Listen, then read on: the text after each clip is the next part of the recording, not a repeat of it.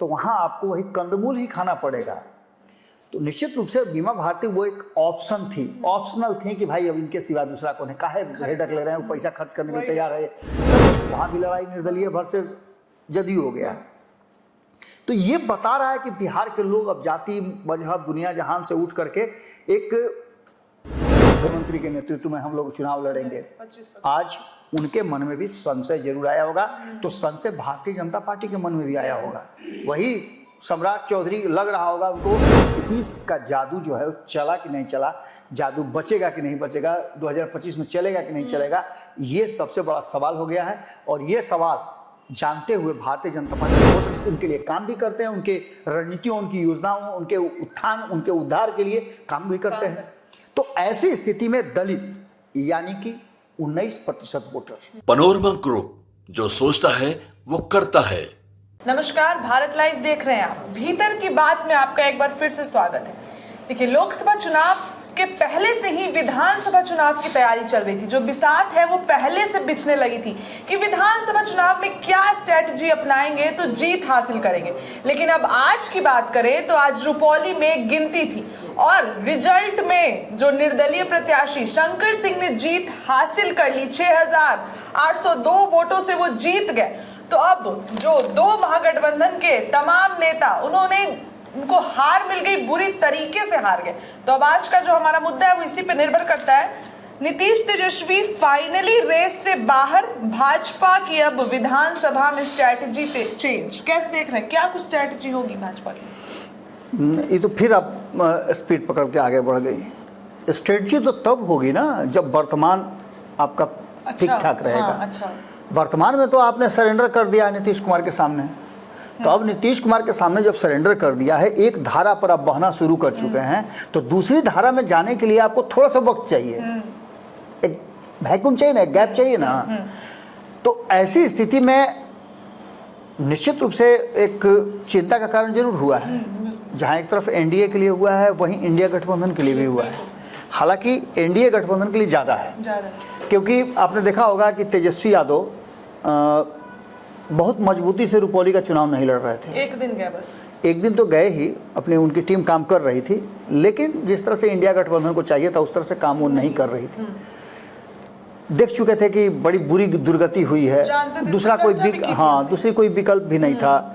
लोकसभा चुनाव हाल ही में जमानत तक नहीं बचा पाई थी। तो ये सारी बातें वो जानते थे, लेकिन विकल्प क्या था, किसको देते टिकट, किस टिकट देने का कोई दूसरा रास्ता नहीं था। दूसरा सबसे बड़ा चीज़ कि सबसे बड़े वोट बैंक पे वहाँ 70,000 का जो वोट बैंक है, उस वोट बैंक की चिंता थी कि 70,000 गंगोत परिवार से लोग वहाँ जुड़े हुए, समाज से जुड़े हुए लोग हैं, वोटर हैं। तो उन वोटरों को आखिर दूसरा क्या दीजिएगा। जिस जगह जो उपलब्ध, अब जंगल में जैसे आप चली गई, तो जंगल में गई तो आप पिज़्ज़ा मंगाइएगा तो थोड़े मिलेगा। जंगल में जब आप गई तो वहाँ आपको वही कंदमूल ही खाना पड़ेगा। तो निश्चित रूप से बीमा भारती वो एक ऑप्शन थी, ऑप्शनल थी कि भाई अब इनके सिवा दूसरा कौन है, काहे हेडक ले रहे हैं, वो पैसा खर्च करने के लिए तैयार है, सब कुछ करने के लिए तैयार हैं, वो अपना लड़ेंगी। लड़ी भी, कोशिश तो उन्होंने अच्छा किया। गई वो पप्पू यादव के पास, आशीर्वाद लिया, पप्पू यादव ने उनको अंतिम समय में समर्थन दे दिया, ये सब कुछ हुआ। लेकिन कल जो हम चर्चा कर रहे थे कि पप्पू यादव ने समर्थन जो दिया था, तो पप्पू यादव ने जो समर्थन दिया था वो उसी चाय वाले की तरह है और चाय को ऑर्डर करने वाले की तरह है कि 4 गो चाय मत भेजना, समझे ना, या इधर से कह रहा है भेजना और ये कह रहा है कि नहीं भेजना है, ऊपर। हाँ, दैट मीन्स कि राजनीति में परसेप्शन, रणनीति, बॉडी लैंग्वेज बहुत कुछ शो करता है। दूसरा सबसे महत्वपूर्ण बात कि ये लड़ाई कोई आज से नहीं चल रही है। 6वीं बार शंकर सिंह जो हैं वो चुनाव लड़ रहे हैं। बीमा भारती कई बार उनको हरा करके जीती है, लेकिन असल लड़ाई जो है वो अवधेश मंडल जो बीमा भारती के पति हैं और शंकर सिंह के बीच में वहाँ जबरदस्त चलती है। इस बार के चुनाव में आपको याद होगा कि शंकर सिंह ने क्या कहा था, और एक परंपरा बन रही है कि बिहार के लोग, अब जैसा कहा जाता है कि बिहार राजनीति की जमीन रही है, पहला लोकतंत्र यहीं से शुरू हुआ था, इन सारी चीज़ों को कहीं ना कहीं प्रूफ कर रही है। पूर्णिया से ये यात्रा शुरू हुई है और ये कहाँ जाकर के रुकेगी ये देखना होगा। एक लड़ाई जहाँ इंडिया गठबंधन और एनडीए गठबंधन के चल रही थी, अब देखिए कि बहुत हद तक राष्ट्रीय जनता दल को फिर पीछे ठेल दिया गया है सिवान में। वहाँ भी लड़ाई निर्दलीय वर्सेस जदयू हो गया। तो ये बता रहा है कि बिहार के लोग अब जाति मजहब दुनिया जहान से उठ करके एक वोट करने का तरीका बदल रहे हैं, और इसके बदलने में बहुत सारी बातें सामने आ रही हैं।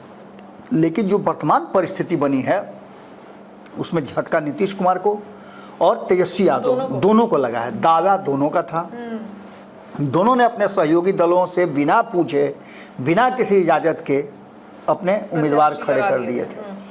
उम्मीदवार तो खड़े कर दिए थे, लेकिन एनडीए के घटक दलों ने कहा कि चलिए भाई, इसमें भारतीय जनता पार्टी ने स्क्रू थोड़ा टाइट किया कि ठीक है आप एमएलसी भी ले लिए, आप विधानसभा की एक सीट आपकी, चलिए आपकी सीट थी आप ले लिए, लेकिन राज्यसभा हम नहीं देंगे। इस पर भी काफ़ी लंबी खबर हमारे यहाँ की गई है।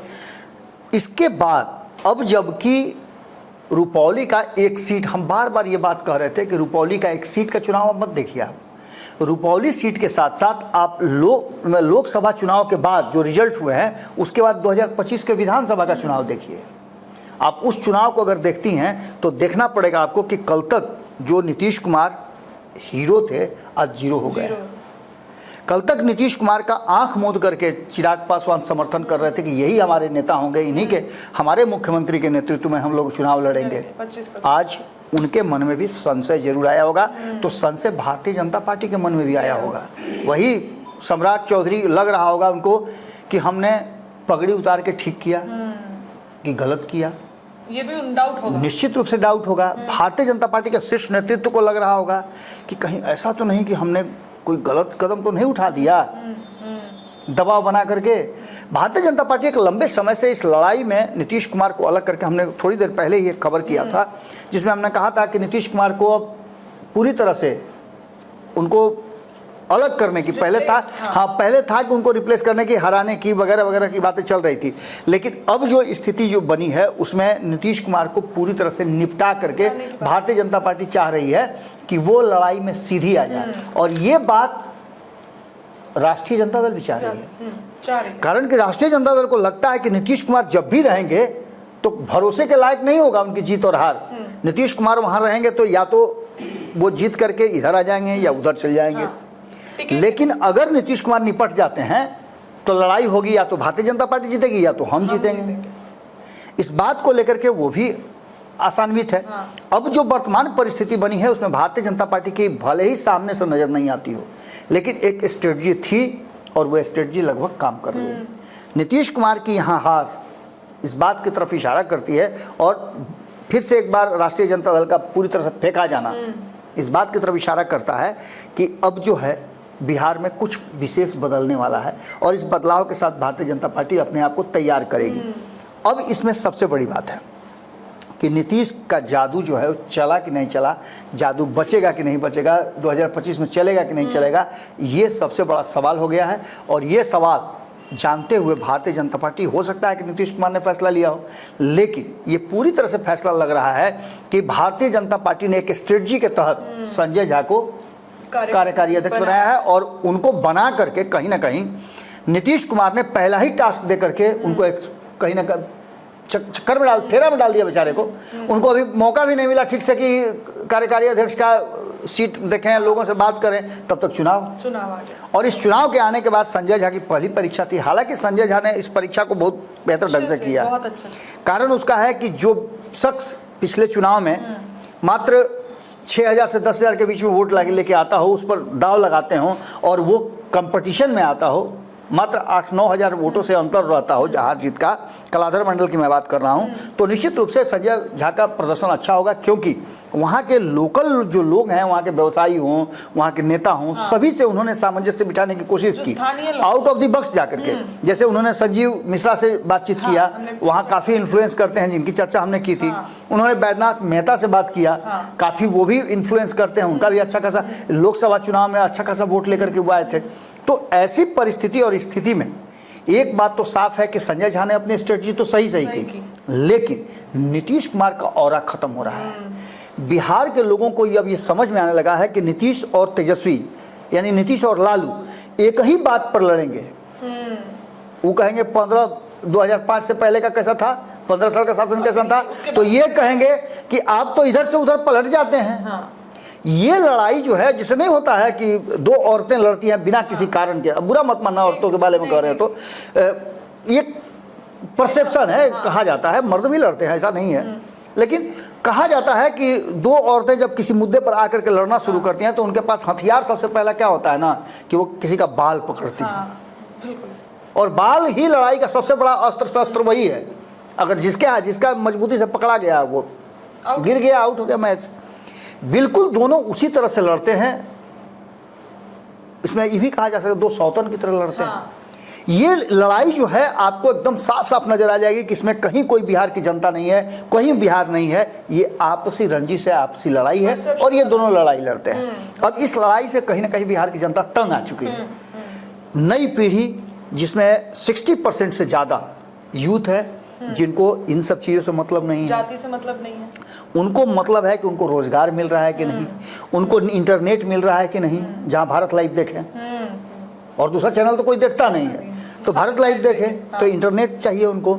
इसके अलावा उनको वो चीज़ें चाहिए, एक अच्छा कॉलेज चाहिए, कॉलेज में सारी व्यवस्था चाहिए, मेडिकल से लेकर के इंजीनियरिंग तक दुनिया जहां परीक्षा अगर डेवलपमेंट चाहिए दें, overall। बिल्कुल परीक्षा अगर उनको मेरिट ड्राइव चाहिए जहां बैठ करके सामने मरीन ड्राइव चाहिए, निश्चित आउटिंग कर सके, हाँ। मेरिन ड्राइव चाहिए, तो वो सब नीतीश कुमार तो बना रहे हैं। बिल्कुल। लेकिन अब जो वर्तमान परिस्थिति बनी है, उस परिस्थिति में इन सब चीज़ों पर लोग ज़्यादा फोकस कर रहे हैं कि विकास कितना हो रहा है, हमारे लिए क्या है, हम कहाँ इसमें हैं, ये सारी चीज़ें लोग खोज रहे हैं, न कि हिंदू, मुस्लिम, सिख, ईसाई, यादव, ब्राह्मण ये करे लोग। और ये लोग जो हैं, पुराने जो ढर्रे पर राजनीति करने वाले लोग, ये पांडे हैं, प्रशांत किशोर पांडे हैं, बच के रहिएगा। इस चुनाव में प्रशांत किशोर बड़ी भूमिका में रहे, इसमें कोई दो राय नहीं है। भले ही प्रशांत किशोर ने कुछ नहीं किया हो, लेकिन प्रशांत किशोर के लोगों का सोचना यह है कि जो असहाय है उसको मदद कर दे, वहां जाके खड़ा हो जाए।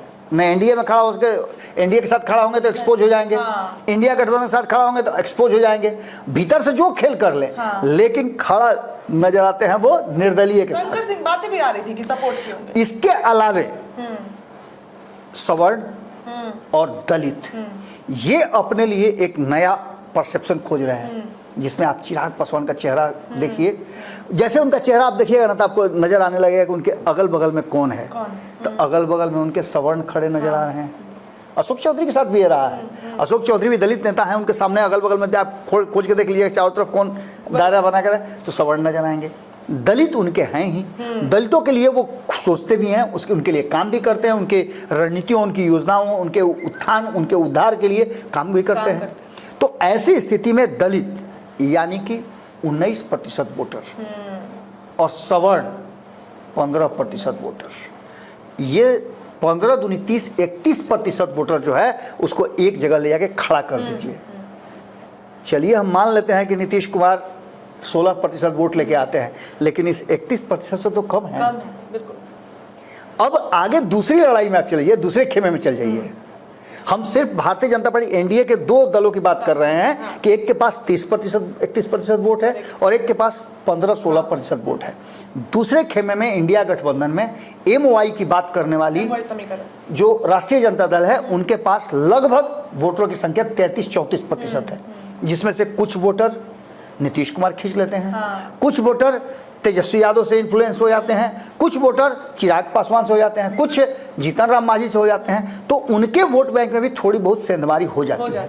लेकिन चिराग पासवान के वोट में अब जीतन राम मांझी भी उन्हीं के साथ खड़े हैं, तो निश्चित रूप से वो दलित भी इस दलित के साथ जुड़ गए। अब इसके बाद की अगर कहानी आप आगे लेकर के चलती हैं तो आपको यहाँ सीधे समझ में आ जाना चाहिए कि ये लड़ाई चिराग वर्सेस तेजस्वी हो रही है। और इस लड़ाई में भारतीय जनता पार्टी को अगर खेमे में आना हो तो किस खेमे में आएगी? निश्चित रूप से वो तेजस्वी के खेमे में नहीं जाएगी। दूसरा, कमजोर नीतीश कुमार पर दाव नहीं लगाएगी, तो दाव किस पर लगाएगी? चिराग पासवान पे। और भारतीय जनता पार्टी का अपना जो कैडर वोट है वो वहां जाकर के खड़ा होगा। दैट मीन्स कि नीतीश कुमार और तेजस्वी यादव के इस जगह पर फेल होने के बाद भारतीय जनता पार्टी जो अपना स्ट्रेटजी चेंज करने जा रही है, उस स्ट्रेटजी में दो बातें बहुत बड़ी महत्वपूर्ण है।